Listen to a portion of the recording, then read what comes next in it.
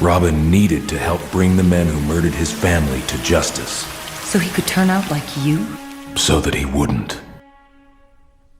Robin, Nightwing, Agent 37, Batman. These four identities make up the hero, but unlike his mentor, whether he's Dick Grayson or Robin or Nightwing, or any of these personalities, he remains the same person. There is no separation. In costume or not, Dick Grayson is set apart by his charisma and his jokes, by his kindness and his generosity, and he has irresistible charm, proven by the dozens of characters he's seduced. And Dick Grayson is one of my favorite DC characters, and my favorite Robin. The Boy Wonder became Batman's first son after his parents, residents of Haley's traveling circus, were killed. The young Grayson boy was taken in by Bruce Wayne, the only man who knew how to console the young child. And soon after, the two paraded the streets of Gotham as Batman and Robin, the Dark Knight and his squire. It was in these early, lonely years that the role of Robin to Batman seemed so necessary, not only to the Bat, but for the man underneath the cowl. He needed someone by his side to remind him why he does it, and overall, Robin brought tremendous light to Batman's life, one that countered his darkness. It even brought Batman a rare smile. This was another chance, aside from cleaning the streets of Gotham, to make meaningful change in someone else's life. And the original Boy Wonder, to me, would end up being Batman's greatest success. During Grayson's time as the Boy Wonder, Batman gave the young bird a solid foundation, but Dick in his nature was always a hero, never just Batman's partner. In Robin Year One, we see these instincts to protect those around him and instincts to protect those he doesn't even know. Batman taught him to be strong. Bruce watered these roots that would blossom when he led the Titans, and later when he became Nightwing. While their relationship stayed strong, to Dick, Bruce would always see him as his son, never as his equal, even and especially in costume, causing resentment from the new solo hero. When Grayson becomes Nightwing and ventures out to Bloodhaven, Dick learns what it's like to be a hero. Chuck Dixon's long-standing Nightwing run presents Bloodhaven to the new hero, a city that is in a few ways even worse than Gotham. Nightwing needed to prove himself, and to Batman especially, that he wasn't a sidekick, and that he was strong enough to protect his own city. Dick wanted room to make mistakes and to be his own person, not to live in the shadow of the Bat anymore. And in the very first issue, he saves a young girl getting assaulted and even gets her a job, telling her to go to Wayne Industries and to tell them that Dick Grayson sent her. Saving this girl as Dick Grayson shows the kindness mixed in with the strength instilled to him by Bruce that would be on display many more times after this. When Dick takes on the daunting task of being Batman, when Bruce gets sent back in time, there is a case to be made that Dick is the only logical choice.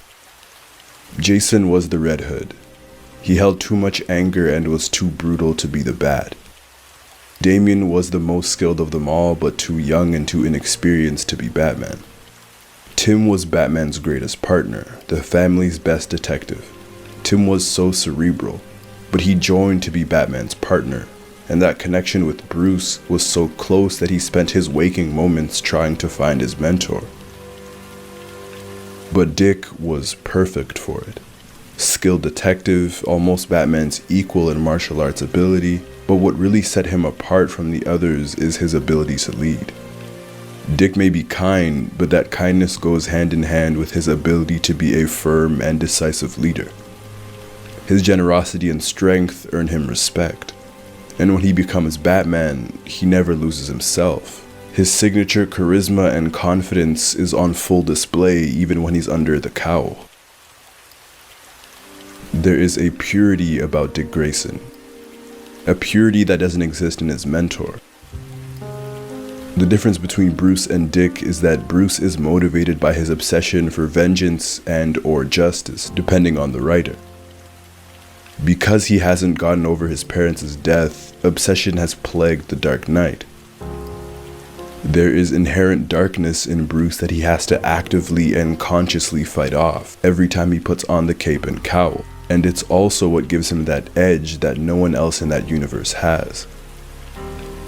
But Dick has coped with the trauma of his parents' death. Ever since Bruce and Alfred took him in, he's been healing. There isn't any rage that festers inside of him.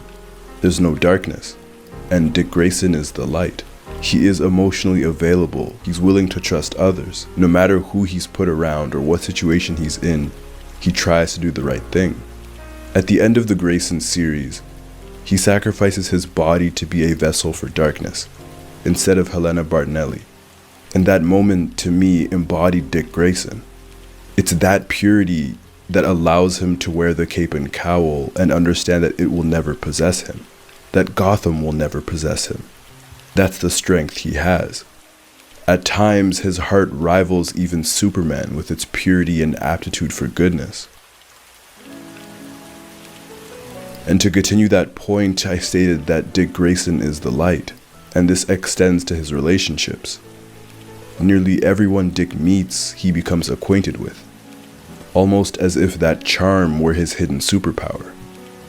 One of the most important relationships in Dick Grayson's life has been with Barbara Gordon. Their evolution from best friends in their youth to a rekindled love when they were older found them playing off each other's personalities, Dick being more outgoing whereas Barbara was more introverted, and a relationship out of necessity, when Barbara became Oracle and Dick became Nightwing. Off and on duty, they've always needed each other, and Barbara is always an important part to Grayson's story. Another noteworthy relationship being Dick and Coriander, or Starfire, who was Dick's partner for his tenure in the Titans. Their similar personalities resulted in passionate lovers, but also good friends.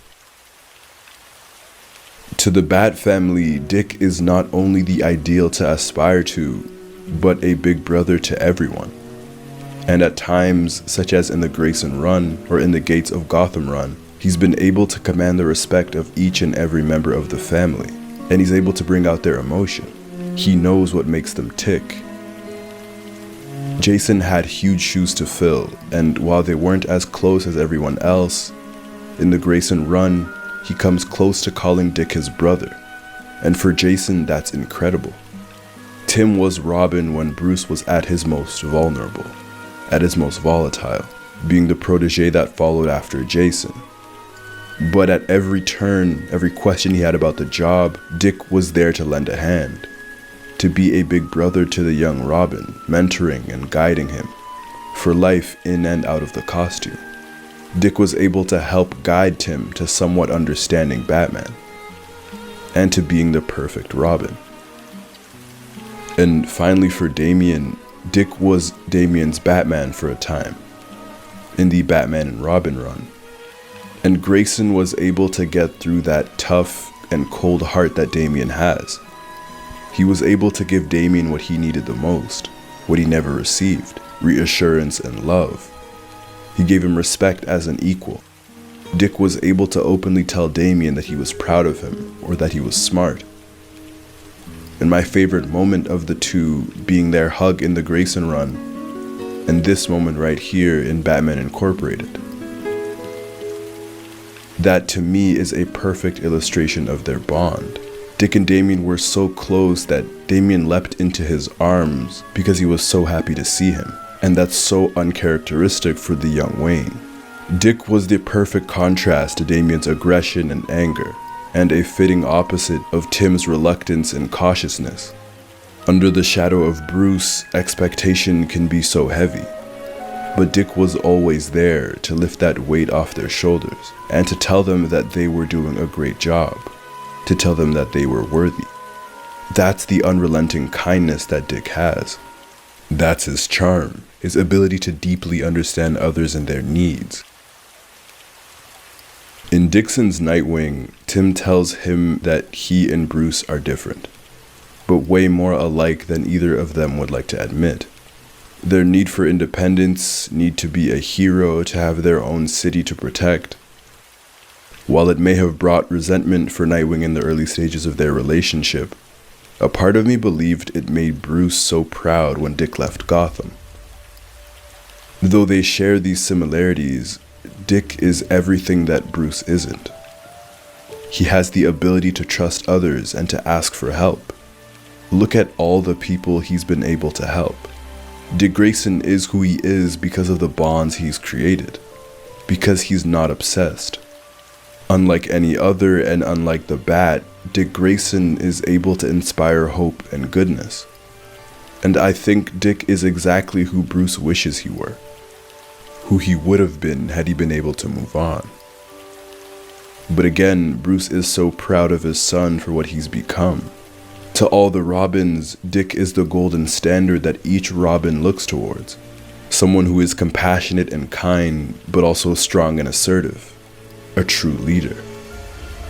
In Grayson, Dick spent 10 days in the desert without food or water to protect a baby. The little water he had for himself, he left it for his enemy, Midnighter, to make sure that he didn't die either. And one of the men who finds him proceeds to say that this is no god. It's just a man. And this moment encapsulates Dick Grayson's heart. Someone who does the good because it is the good. Someone who will save his enemies before he saves himself. Someone who inspires others to be better. And through everything, after Dick resented Batman for not treating him as an equal, Bruce sees Dick as someone who can be an even better Batman than he can, if he wanted to. And that's the highest praise coming from Bruce Wayne. And that is why Dick Grayson is Batman's greatest success.